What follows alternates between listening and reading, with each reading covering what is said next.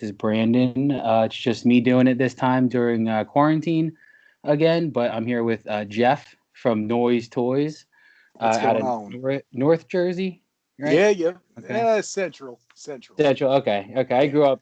it's a thing. Don't let anyone tell you it's not. Yeah, my family's like South Central, like Great Woodbury, West Gotcha. Deptford area. Okay. Yep, I'm on Tom's River, so Oh, okay. it's Nice. like it's a borderline of South Jersey, basically Central. Yeah, I have some friends from there. That's kind of like I feel like when everyone talks about Tom's River, it's like the Jersey Shore. Yeah, it's always Jersey Shore and Todd Frazier. Yeah. So, so kind of we'll go in the way back machine. What kind of got you to fall in love with both collecting? Because I know you do a wide amount of collecting. So, what kind Yes. of got you mainly into collecting, and what got you into wrestling? I mean, basically, what got me into collecting, it all started with like my father. Growing up, he was a big sports fan, and with that, I was really collecting baseball cards, anything Bo Jackson. I had to have, Oh, so okay. I had baseball and football because of him. Nice. But my dad always got the starting lineup figures. So that was realistically the first toy line that I had for collecting wise. But, as a kid, I absolutely loved Ninja Turtles. So, like, I had to have any one that my parents found on the shelf. So I was always getting to play with the Ninja Turtles, Power Rangers, and obviously, like, the beginning for me was the Hasbro wrestling figures. Mhm. Because, growing up, my brother, who's 8 years older than me, he was a huge wrestling fan. He loved Hulk Hogan, Ricky Steamboat, and like those kind of guys. So I had like, his leftover LJNs and Hasbros that I was playing with. But, once I started really getting into, more and more, my parents went nuts and just bought like all kinds of stuff for me. But, with my brother liking Steamboat and Hogan, I liked Mr. Perfect and Bam Bam Bigelow. I Oh, got okay. into I got I you. got into all the heels. I don't know why. Maybe But because your brother liked all the good guys, all the face. yeah, exactly. To me, it was boring. Yeah. Yeah, that was me. Like the real Ghostbusters, '89 Batman, Adam Yes. West Batman, Yes. and to the extent Turtles, but I was more in the Batman and Ghostbusters than Turtles. Gotcha. Like I liked Turtles. I loved Raphael Hmm. most of all, but Donatello. then there you go. I had a cat named Donatello. He lived to be like Nice. 17 years old. He was crazy. And then so you kind of got into you got tail end of the LGNs through your brother, but Yes. mainly was your heyday the Hasbro's. Hasbros Big time. into the Jax era. Yes. Basically, when I was in like middle school, I was still into it. I was still always, you have your little fig feds and whatnot. You're collecting, you're playing with your toys still. I was really big into the Jax Bone Crunchers because, like, basically, 94, I kind of like tailed off on like watching wrestling, like 94, 95. Mhm. Because growing up, I started getting into like, yeah, baseball and football and everything like that. Mhm. So I didn't really have the time kind of like to watch wrestling like I did. And Yeah. then basically once Stone Cold came out, one of my buddies in high school, in middle school, was like, "Bro, you got to start watching this stuff again. It's like Hmm. amazing." I put it on, and it was like nothing that I remembered when I was a kid, and it just completely grabbed me. So I became like a huge fan again when like Stone Cold was in his like heyday, like right Yeah. That after like the Attitude Mania. Era. Yeah. Yeah, Yeah. like right after the Exactly. Mania where he was fighting Brett and bleeding everywhere.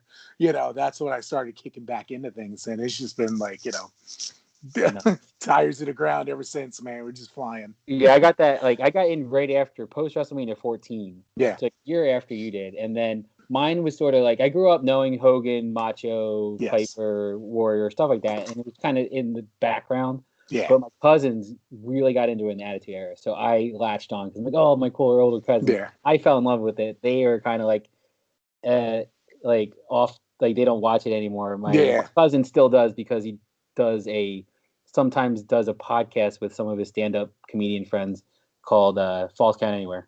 Oh, sweet. I gotta check that out. I go on one of my friends' podcasts. Usually I'm like a monthly guest, or like, every like 3-4 weeks I go on their Sunset Flip Radio. Oh, nice. I've heard of them. Yeah, they have a really good show. Like, we're talking all kinds of stuff wrestling. We talk a lot of, like, anytime on they're talking figs. Okay, They're always nice, talking yeah. about the toys. And it's funny too because, like, my buddy Tom, I went to high school with him, and when I first like connected back with him and we started like going into this pod a little bit, like, I go over there and he had, like, I don't know, like 6 figures on the wall. Now it's like his wall's full. Yeah. Like, and we've only been, I've only been hooked back up with them for about like 6 months now. And, it's just hilarious thinking about how Yeah. far he's gone just from me being obsessed as I am with, like, toys. And so you grew up being a Yes. comic book nerd, toy Yes. collector, baseball card collector, which is a psycho move to have all three. Like, are you a Hot Wheels It's person? the big three, bro. Are you the big? Did you finish the 4 with the Hot Wheels, the craziness? Nah. I Okay. didn't get into the Hot Wheels, which is I'm very okay with. But you know what? Like, it's funny because I kind of am with the Hot Wheels because I have a family friend who he's huge into it. So I'm always looking, but I send them all to him. Oh, Because, like, nice. my brain capacity, it's like, Kelly Bundy, one thing goes in and one thing goes out. Right. So I'm not playing around with the Hot And it's like Wheels. there's like such a meticulous checklist to see if it's Yeah. actually a chase or like the treasure hunt. It's like, Yes, I don't have absolutely. time or the eyesight for that. I know it's wild, dude. There's so many things, and, like, even with, like, packs of cards, man, you pop them open, you're like, oh, here's like a base Aaron Judge, or is it a base Aaron Judge? Like, you Oh my look at it, god. it's like, oh, photo variation, okay, Yeah.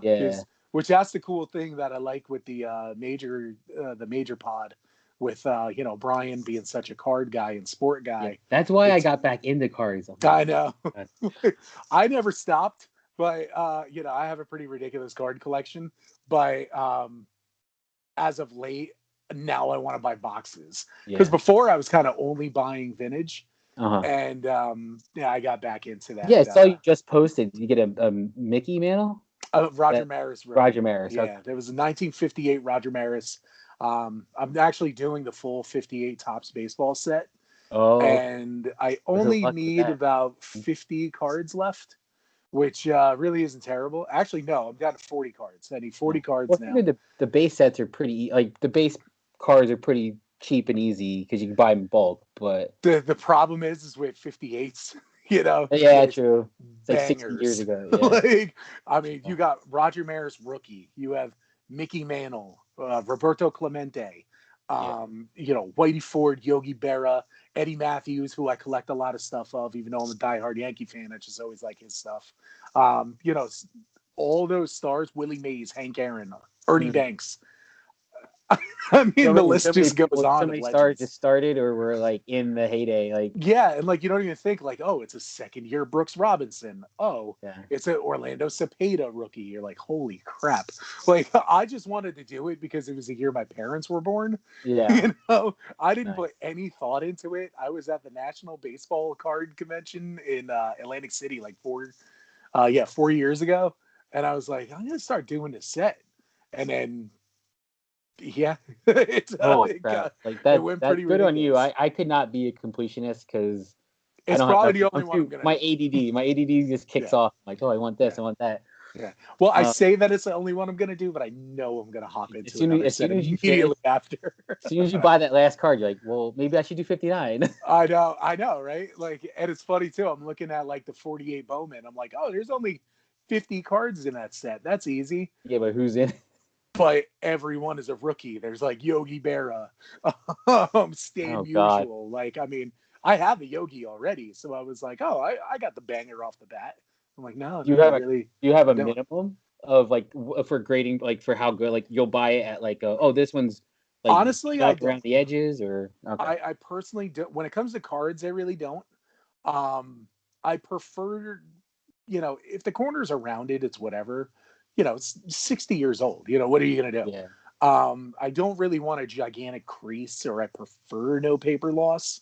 Yeah. But I'm cool with mid low grade stuff. It doesn't bother me that much. On the same way with my comic book collection. Yeah. You know, Oh except yeah, for you're always modern in the low books. grade. Always in Yeah. the low Oh, grade. dude, low grade forum is like my crack, man.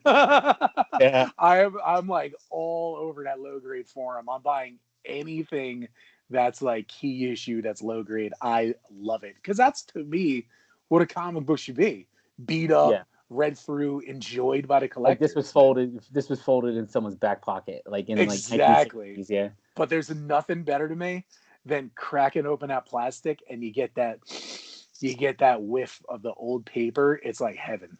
Yeah. Like if it's a certain year, like I'll be like, I don't care how beat up it is. Like I Yeah, got a Fantastic Four 15. I'm like, I don't care. Like if nice. it's the first like 20 issues, I'm like, I'll take Hmm. whatever.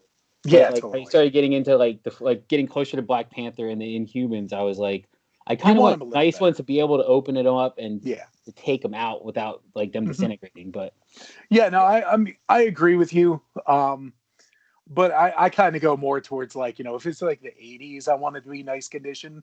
But mhm. like, you know, 70s and back, I'm cool with it being like, you know, Yeah. low I grade. feel like But Golden Age is obviously, you really know, yeah. you see me, I buy all these collections and everything. So I mean, if I get something, I'll upgrade and then sell my lower grade one. Yeah, I've seen that. Yeah, and I've started doing that too. That's pretty smart for collecting. Just have a It's placeholder, man.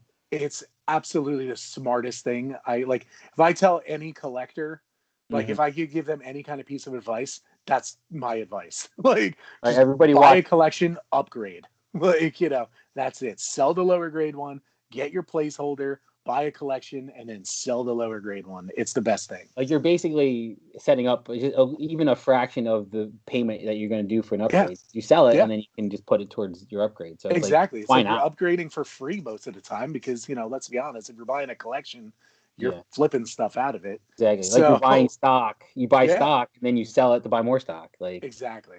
Exactly. And I got a lot of stock right now.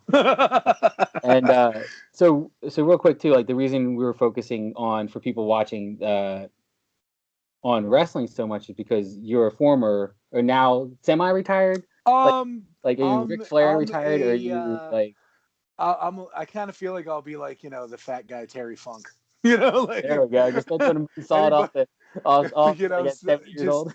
anytime that someone needs like a big dude, just give me a call. I'll work. So You know? when did you train? And did you go to like the Monster Factory? Yes. Okay. Yeah. I trained at the Monster Factory. I was there for a little while. The dude Damian Priest now, who's in NXT, Hmm. you know, he was there with me. Steven Cutler, who also is in NXT, you know, we all trained together. I was there for a very short period with like Riddle, like tiny period with Hmm. Riddle. But yeah, I was there the whole time with Cutler and Damian Priest. Joey Janela, he also went down there a lot. Yeah, I've known Janela for years, you know, just Nice. being in like the Central Jersey indie circuit. We were just always on shows together. Actually, today I just sold him a couple Hasbros. Oh, nice. Yeah, yeah. But Oh, I Janela's didn't always know a really Janela good was a kid. collector. You know what? I didn't either. And then out of nowhere, like I just see him on his Instagram page.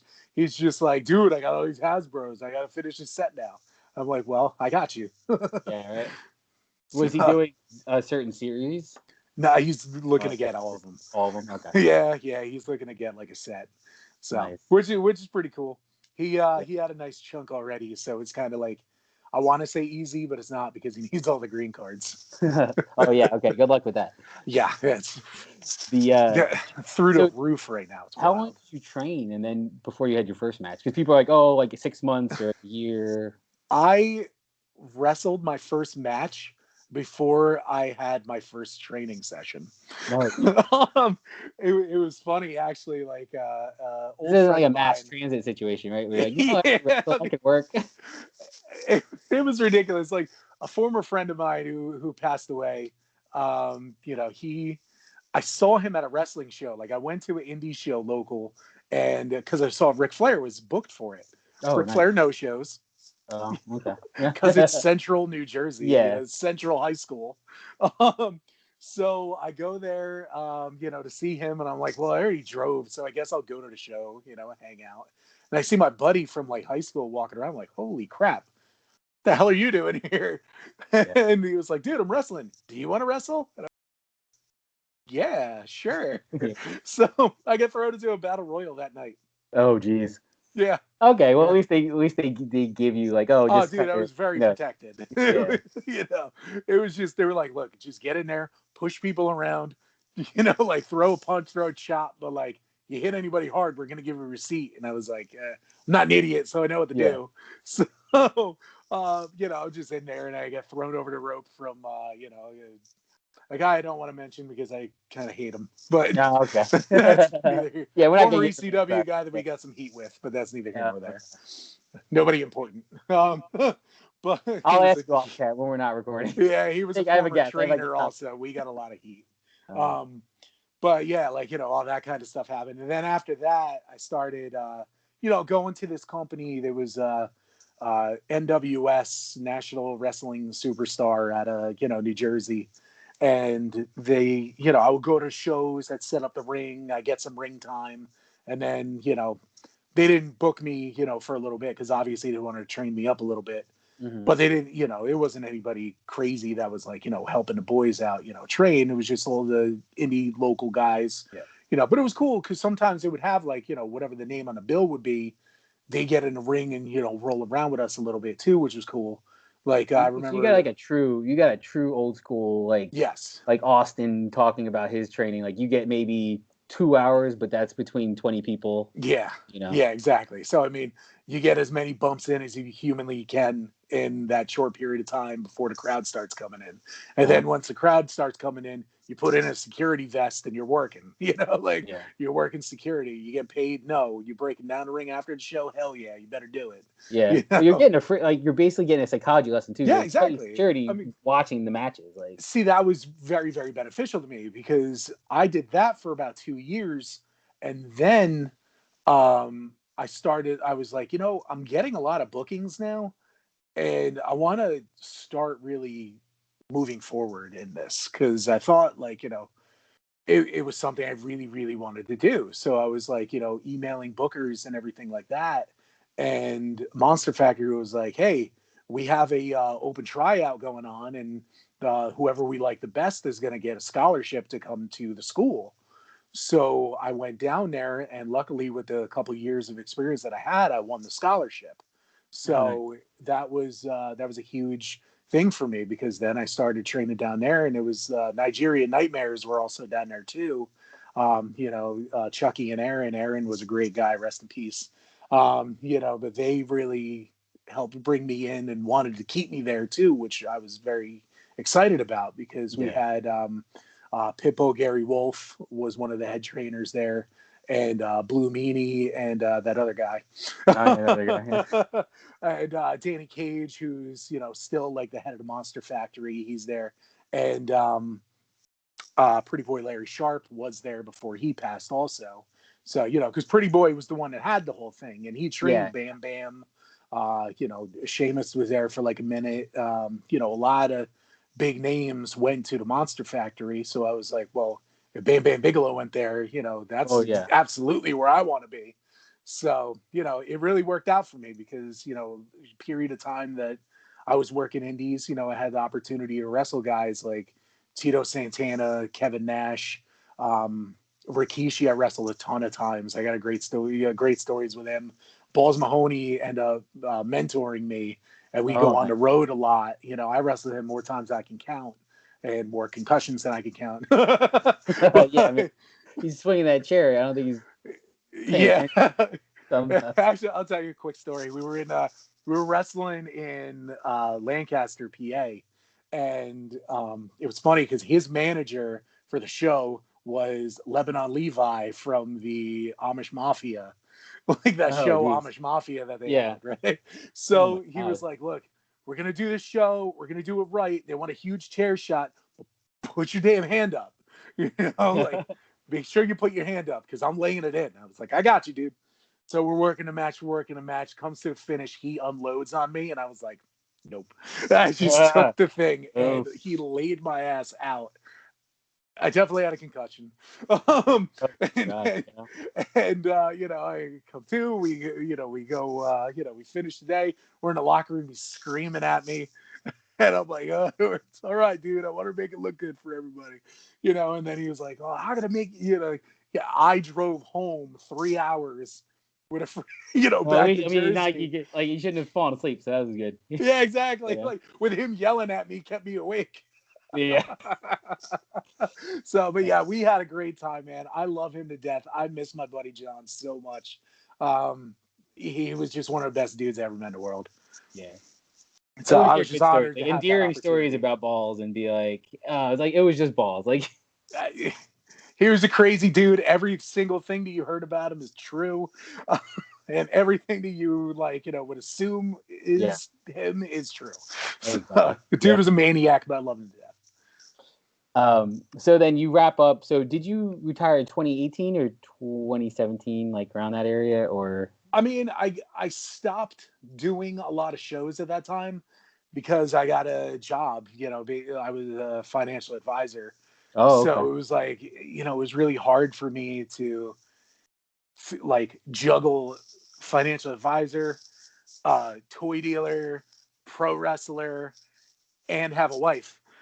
Yeah. To like, you know, I wanted to keep her, so Yeah. you know, and she's still here. So love you, Marissa. You know, so it was just like, you know, I just took less and less and less bookings. So Okay. it's never like an official retirement, but it's just when it comes about, it comes about. You know, Yeah. so I'm not going crazy trying to hit up people like I used to. So you kind of just let it Um, fade out. Like you're not like you weren't like I'm done. It's just like well, yeah, it's other stuff's just taking priority.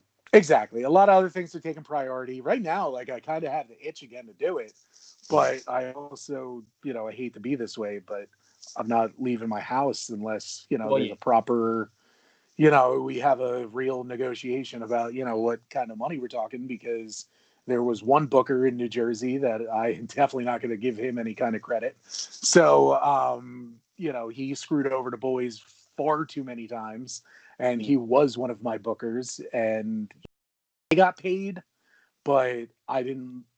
But a lot of my friends didn't, and because of that, I basically told him to go screw himself, and I won't work for him. And Yeah.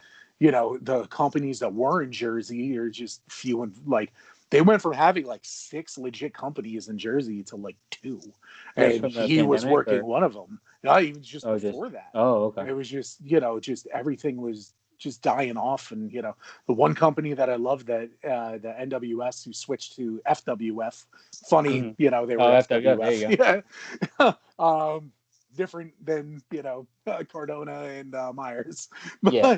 but obviously, yeah, you know, they moved out to Indiana. Oh, okay. So, you know, the booker, JD Smooth, he moved from Jersey to Indiana, which, you know, it worked out for him. That's what he wants to do, you know, which was awesome. But luckily, we had an opportunity, me and a lot of my guys, we went out there and wrestled, which is like the funnest experience ever. You know, just, I loved that on the road kind of, you know, feel. We didn't Yeah. do it often, but when we did, it was killer. You Nice. know, I always hear like people like that's the best memories of just the road oh, stories of just yeah. like, oh, we were driving, 100 miles, My, like $50. the first time like the time that we went to Indiana, it was like 7 years ago. Like, and we're still talking about it, still making the same jokes And you guys between were like still me like and friends, right? It's like yeah, that's kind of exactly. bonding. Like, yeah. Atomic Dog, Vincenzo, love you guys to death. You know, Nico and Timmy, love you guys too. So So now you're moved mainly into doing toy yes, collecting, like buying and yes. selling, or buying for your personal collection and then trying to figure out what to sell. I I do buy and sell. That's a main. I don't want to say it's main because I also absolutely adore my collection, Yeah. but you know, I'm a business, Yeah. so you know, and I've been a business for a very long time. But that So was mainly online, right? yeah, Before. yeah, it's I do a lot online. I do, well, before COVID, I was doing a ton of conventions as well. Oh, So okay. we haven't done Comic Con, but we did, like, you know, bigger shows like in the tri-state area. Okay. Like So Wizard World anything, or we didn't do Wizard World. We were going to. oh, this past year. Oh, yeah. Yeah. Um, But what can you do? Probably next year or whenever. I won't say next year because who knows? Yeah, knock on wood, but hopefully next year. It would be nice, but we'll see. Yeah, but I did Atlantic City had like a huge comic show, so I would do that. Paul Brown, he books all that stuff. He's a great dude. Paul. Yeah, you Paul. were If gonna Paul's do name's on it, Jersey I'm Con, on. right? What's that? Yeah, and that you were gonna do is Jersey Con, right? Yeah. I want to do Yeah. that because AJ's a good friend of mine too. So Yeah, they're both solid guys. Great just people. I had Paul on before our thing got messed up because he was like our first or second person. We were trying to do it at the studio, but streaming over. So it kind of got messed up, but we need to have him back on. But he's a great guy. Because I always know he's going to be fair and he's not going to bullshit you about, no, he's the most straightforward person you're going to meet. Exactly. That's my Hasbro. Yeah. Do you do some of his stuff for his culture pop stuff or? I haven't. Hopefully I'll get there. Paul, okay. Listen up. Yeah, Paul. Book Jeff. Book me, brother. Yeah. Take it on, brother. Come on. Yeah, no, he's a great dude. Though. He actually, Paul actually gave me the idea to do this store, here. Yeah. So to do the private viewing shop. Oh, okay. So he it's gave your me that house. idea. So this is a room in your house. Yeah. And then people call or email and say, "Hey, I want to come in at this time for you do hour increments or half hour." Or... I don't usually want too many people in a day, so I'll leave an hour or two open. I kind of would do it an AM, an afternoon, a PM. Something to that effect. Gotcha. Okay, so 3 or 4 since it's all new, I've been able to do that very easily. But, I have had a decent amount of people do this, which has been great. So I might have to chop it down to a half hour, increments. I'm going to probably have to do that in the future. Yeah, then you carve out more for your loyal buyers or something. Exactly. The people that are going to buy in bulk. Yeah. Buy a lot, so. Yeah. Or buy the expensive stuff. Mm-hmm. So that I like all my customers no matter what. Yes. But so you're saying Paul kind of gave you that idea to he kind of take that leap. Yeah, he came over and we were just talking and I had this set up as my personal stuff. Yeah. He was like, "Dude, this is a great area." And I told him I was thinking about just opening a small flea market shop, just something to have because I got too much stuff. Mm-hmm. And I sell and I want people to see what I got and I want people to come to me to sell their stuff too. Yeah. So, he was checking it out. He's like, "Dude, you'd be crazy if you didn't just do a personal shop." Yeah. So, and I thought about it more and more, told my wife about it. She was all about it.